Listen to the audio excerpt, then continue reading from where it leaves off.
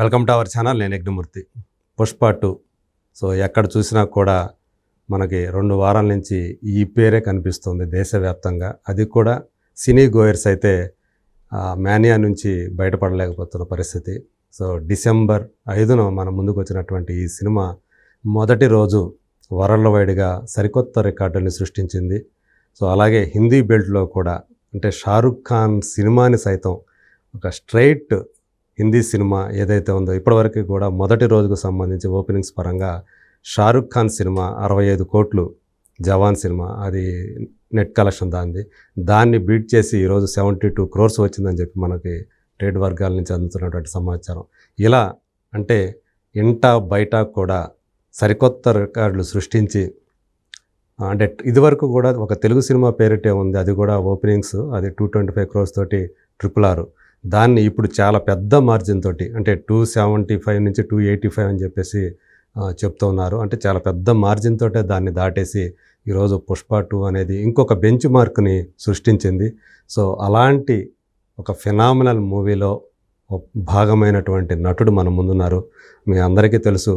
So ఒక జాతర సీక్వెన్స్లో కానివ్వండి, క్లైమాక్స్లో కానివ్వండి, అతను చాలా కీలకమైనటువంటి పాత్ర పోషించాడు. నేరుగా హీరో అల్లు అర్జున్ని ఢీకొనేటువంటి పాత్ర.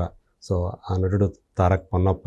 సో బేసిక్గా కన్నడ నటుడైనప్పటికీ కూడా ఇప్పుడు తెలుగు వాళ్ళందరికీ కూడా సుపరిచితుడయ్యాడు. మన ఎదురు కూడా ఒకసారి మాట్లాడుకున్నాం. దేవర్లో తను సైఫ్ అలీ ఖాన్ కుమారుడిగా నటించి అందరూ మెప్పు పొందాడు. ఇప్పుడు మరింతగా ఈ సినిమాతోటి తను మరింతగా తెలుగు ఆడియన్స్ అంటే ఇప్పుడు తెలుగు ఆడియన్స్ తను ఓన్ చేసుకున్నారని చెప్పాలి. కాకపోతే ఈ సినిమాలో ఆయన చూసి చాలామంది తిడుతూ ఉన్నారు, ఇలా ఇలా చేస్తున్నాడని. అదే ఒక నటుడికి కాంప్లిమెంట్ అనుకోవాలి. సో ఆ పాత్ర ఎంతగా ప్రేక్షకుల్ని వాళ్ళని స్పృశిస్తుంది అని చెప్పేసి మనసుల్ని. సో ఇప్పుడు అసలు ఆ సినిమా ఏదైతే తనకు వచ్చిన రికగ్నిషన్ కానివ్వండి, ఆ సినిమా తీసుకొచ్చినటువంటి పేరు ఎలా ఉంది, ఆయనకి ఫీడ్బ్యాక్ ఎలా ఉందో ఆయన అడిగే తెలుసుకుందాం. హాయ్ తారక్. నమస్తే. సో ముందుగా చాలా చాలా సంతోషం.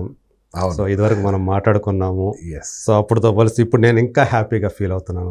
ఎందుకంటే నేను నిజంగా మీకు అంత ఉందా సినిమాలో అని చెప్పేసి కొంచెం అనుకున్నాను నేను. కానీ నిజంగా సినిమా చూసిన తర్వాత సుకుమార్ మీకు ఇచ్చినటువంటి ఆ ప్రామినెన్స్ మీ క్యారెక్టర్కి, దాన్ని మీరు చేసిన విధానం ఏదైతే ఉందో ఆ క్యారెక్టర్ని 100% న్యాయం చేసే విధంగా, అంటే ఎంత క్రూయల్గా ఉండాలో. అంటే ఒక పక్క నవ్వుతూ ఉంటారు, అక్కడ మీకు అవమానం జరుగుతున్నా కానీ నవ్వుతూనే కనిపిస్తూ ఉంటారు. కానీ దాని వెనక ఎంత ఒక కత్తి ఉందన్నమాట. ఈవెన్ అట్లా క్లైమాక్స్లో అయితే ఆ ఫైట్ కానివ్వండి, అది మీరు అక్కడ చూపించినటువంటి పర్ఫార్మెన్స్ కానివ్వండి, సో నాకు కూడా చాలా బాగా నచ్చేశారు మీరు. పర్ఫార్మెన్స్లో ఒక నెగటివ్ రోల్ని పూర్తి స్థాయిలో చక్కగా పోషించారు. అందుకు ఫస్ట్ ఆఫ్ ఆల్ మీకు అభినందనలు. Thank you sir. అంటే కంగ్రాచ్యులేషన్స్. అర్థమైంది sir. Thank you so much. So ఎలా తారక్ గారు ఎలా ఉంది అంటే సినిమా మీకు ఐడియా ఉంటుంది మీరు చేసిన క్యారెక్టర్ అనేది. So after release of the movie so మీకు వస్తున్నటువంటి ఫీడ్బ్యాక్ ఎలా ఉంది? ఎవరి దగ్గర నుంచి ఒక బెస్ట్ కాంప్లిమెంట్స్ లాంటివి ఏమన్నా మీరు రిసీవ్ చేసుకున్నారా? సార్ బెస్ట్ కాంప్లిమెంట్స్ అంటే మీరు అన్నట్టు సార్, చూసిన తర్వాత చాలామంది మనకి భయం వేస్తుంది మిమ్మల్ని చూస్తుంటే, మీరు ఇది థియేటర్లో స్క్రీన్ మీద వస్తుంటే మనకి ఎవడ్రాయుడు ఇలా ఉన్నాడు అని భయం వేస్తుంది అని చెప్పినప్పుడు నాకు అదే ఒక పెద్ద కాంప్లిమెంట్ అనిపించింది సార్. అండ్ ఆ సైకాటిక్ స్మైల్ ని మనం మొత్తం సినిమాలో మెయింటైన్ చేయాల్సి వచ్చింది. సో అది కూడా వాళ్ళకి ఒక రకంగా మీరు ఈవెన్ డ్రీమ్స్ లో వస్తున్నారు అని కొంతమంది మెసేజ్ పెట్టారు. సో అదన్నీ చూస్తుంటే నాకు అంటే అందరూ ఈజ్ మై డ్రీమ్ బాయ్ అని వేరేలాగా ఫీల్ అవుతారు. ఇది వేరే ఈజ్ మై నైట్ మేర్ అన్నట్టు ఫీల్ అవుతున్నారు. సో అదన్నీ చూస్తుంటే ఒక మంచి ఫీలింగ్ సార్ అది. ఓకే. సో ఇప్పుడు అంటే ఆ రిసెప్షన్ అనేది చూస్తూ ఉంటే ఎస్ సో ఎలా ఫీల్ అవుతున్నారు మీరు? సార్ నాకైతే చాలా చాలా ఒక ఎక్సైట్మెంట్ ముందు కూడా ఉండేది. సినిమా మనం షూటింగ్ చేసే టైంలోనే నాకు ఒక ఐడియా వచ్చింది, ఓకే ఈ క్యారెక్టర్ ఎంజాయ్ చేస్తారు అందరని. ఎందుకంటే మనం ఆ సెట్స్లో చేస్తున్నప్పుడే చాలా మంది ఎంజాయ్ చేసేవారు, నాతో వచ్చి నా డైలాగ్స్ చెప్పి నాతో మాట్లాడేవారు, నా లైన్ చెప్పి అన్నయ్య ఏం చెప్పావు అన్నయ్య అని చెప్పేవారు. సో అదన్నీ వింటుంటే నాకు ఒక కాన్ఫిడెన్స్ అప్పుడే వచ్చింది, ఓకే ఇది వేరే రకంగా వెళ్తుంది, అందరూ ఎంజాయ్ చేస్తారు అని. లాస్ట్లో అది థియేటర్లో వచ్చిన తర్వాత నేను చూసినప్పుడు అండ్ జనాలు అది ఎంజాయ్ చేసినప్పుడు అదన్నీ చూసిన తర్వాత నాకైతే చాలా చాలా హ్యాపీగా ఫీల్ అవుతుంది సార్. సో మీరు నాకు ముందే చెప్పారు యాక్చువల్గా నేను క్లైమాక్స్ ఫైట్ నా మీదే ఉంటుందని. సో దాన్ని నేను బేరు చేయడం నాకు కష్టం అయిపోయింది, అయినా కానీ నేను వచ్చుకున్నాను. అంటే నేను దాన్ని మళ్ళీ రివీల్ చేస్తే బాగోదనే ఉద్దేశంతో నేను కూడా అప్పుడు దాకా ఈవెన్ నేను సోషల్ మీడియాలో పెట్టొచ్చు, కానీ యాక్చువల్గా నేను ట్రైలర్ రిలీజ్ అయినప్పుడు మీ పిక్ తీసి క్లైమాక్స్ అని పెడదామని అనుకున్నాను యాక్చువల్గా. కానీ అది కూడా ఏమైనా స్పాయిలర్ అయిపోద్దేమో. సార్ యాక్చువల్లీ అది రాంగ్ మెసేజ్ అయిపోయింది, ఎందుకంటే అది క్లైమాక్స్ అది కాదు. అంటే నేను అది ఉద్దేశం అది కాదు, క్లైమాక్స్ ఈ యాక్టర్ మీద ఉంటుంది అనేది పెట్టాలని అది. కానీ అది కూడా ఏమైనా స్పాయిలర్ అయిపోతుందో ఎందుకో మీరు నాకు నమ్మకంతో చెప్పారు, ఒక ఆఫ్ ది రికార్డ్ అన్నట్టుగా. నేను కూడా దాన్ని మెయింటైన్ చేసుకుంటూ వచ్చాను. బట్ ఎనీవే, సో అందరూ కూడా ఏం ఎక్స్పెక్ట్ చేస్తారు సినిమాలో? భైరవ్ సింగ్ షెకావత్ అతను మెయిన్ ప్రొటాగనిస్ట్ కాబట్టి, యాంటాగనిస్ట్ కాబట్టి తనతోటే ఉండొచ్చు అని అనుకుంటారు.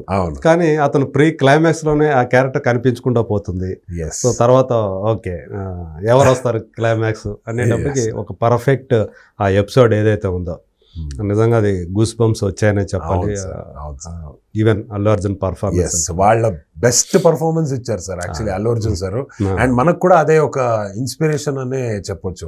వాళ్ళని చూసి ఓకే మనము కూడా మన బెస్ట్ ఇవ్వాలి, అప్పుడే ఈ సీన్ ఎలివేషన్ వేరే లెవెల్లో ఉంటది అని అనిపించి నేనైనా మన గగన్ గారైనా పావని గారైనా అందరూ వాళ్ళ బెస్ట్ పర్ఫార్మెన్స్ ఇచ్చారు. అమ్మాయి పేరు పావని. ఓకే, సో అందరూ వాళ్ళ బెస్ట్ పర్ఫార్మెన్స్ అక్కడ ఇచ్చారు, ఈవెన్ మన గ్యాంగ్ మెంబర్స్ అయినా. సో అది చాలా బాగానే వచ్చింది and it was great. Even fight master Navakanth master కూడా వాళ్ళ best choreography and sequences design చేశారు. ఫైట్ చేసింది ఎవరు? నవకాంత్ మాస్టర్ అని. ఓకే, యాక్చువల్ గా డ్రాగన్ ప్రకాష్, పీటర్ హెయిన్స్ మెయిన్ గా కనిపించారు. సో కింద కొన్ని పేర్లోనే నేను ఈ చూసే లోపల అది వెళ్ళిపోయింది. ఇది మెయిన్ గా ఈ కొరియోగ్రఫీ మొత్తం Navakanth master. Okay okay. So అది పర్టికులర్గా ఆ క్లైమాక్స్ సీన్ చేసేటప్పుడు ఏమనిపించింది? అది ఎన్ని రోజులు చేశారు సార్? యాక్చువల్లీ మొత్తం క్లైమాక్స్ సీక్వెన్స్ ఆ డెన్లో జరిగిన సీక్వెన్స్ ఆల్మోస్ట్ ఒక 30-35 days జరిగింది సార్. మెయిన్ ఇదేమంటే ఫైట్ కాబట్టి అక్కడ ఎక్కువ ప్రిపరేషన్స్ అక్కడే జరిగేది. మొత్తం ప్రతి ఒక్క షాట్ రోప్ షాట్సే ఉండేది. సో ప్రాక్టీస్ చేసి ఫస్ట్, ఆ తర్వాత మనము అంటే ఫస్ట్ ఫైటర్స్ ప్రాక్టీస్ చేస్తారు, తర్వాత మనం వెళ్ళిన తర్వాత ఫైటర్స్ వాళ్ళు వచ్చి మనకి చెప్పి ఇలా చేయండి సేఫ్గా ఉంటారు అని. ఎందుకంటే ఇక్కడ కట్ షాట్స్ లేవు సార్, సో డూప్స్ ఎవరు వాడట్లేదు, మనమే చేయాలని ఇది చేశారు. సింగిల్ షాట్స్ వస్తుంది, మీ ఎక్స్ప్రెషన్ నుంచి మీ స్టంట్ వరకు మీదే షాట్ ఉంటుంది అని. సో ఇవన్నీ ఉన్నప్పుడు మనము ఇవ్వాలి, మన బెస్ట్ ఇవ్వాలి అని చెప్పి ప్రాక్టీస్ చేసి అన్ని చేసే వరకు కొంచెం టైం పడింది. But everything came out really great. ఆ స్టంట్స్ అన్ని చాలా బాగానే కనపడుతుంది, ప్రతి ఒక్క షాట్ కూడా. అల్లు అర్జున్ సార్ కూడా ప్రతి ఒక్క షాట్ వాళ్ళే చేశారు. So everything, all the credits goes to whoever deserves it. అదే, సో అంటే మొత్తానికి చేస్తే యాక్చువల్గా ఇలాంటి సీన్లు చేసేటప్పుడు సింగిల్ షాట్లో తీయాల్సి వచ్చిన టేక్లు చాలా తీసుకుంటాయి వాటికి చాలా. ఎందుకంటే తనేమో ఒక పక్క చేతులు బ్యాక్ సైడ్ మొత్తం కట్టేసి ఉంటాయి, అందులో ఫస్ట్ పార్ట్లో ఏమో ముసుగేస్తారు, చేతులు కట్టేస్తారు, కాళ్ళు వదిలేస్తారు. ఇక్కడ ఏం చేశారు, ముసుగు తీసేసేసారు, కాళ్ళు చేతులు రెండు కట్టేశారు. అందువల్ల ముఖం మాస్క్ వేయకపోవడం వల్ల తను నోటికి పని చెప్పారు కదా, నోటితోటే అది చాలా బాగానే ప్లాన్ చేసి సుకుమార్ సార్, నవకాంత్ మాస్టర్ అని ప్లాన్ చేసి బాగానే ఇది డిజైన్ చేసి. అదే అంటే మౌత్ అనేది ఓపెన్ గా ఉంటే ఎంత ప్రమాదకరం పుష్పకి. మేబీ పార్ట్ 3లో అది కూడా మూసే, లేదంటే ఇలా చెప్పేస్తాడు అని చెప్తారేమో. నేను అనుకో అదే థర్డ్ పార్ట్కి వచ్చేటప్పటికి దాన్ని కూడా క్లోజ్ చేస్తాను, ముఖాన్ని కూడా క్లోజ్ చేసేసి ముఖం చేస్తారు. అప్పుడు ఇంకేం చేస్తారో చూడాలి, దానికోసం ఏమి డిజైన్ చేస్తారు, ఇంకా అదే కొత్త డిజైన్ ఏమైనా చేస్తారు సుకుమార్ సార్. అదే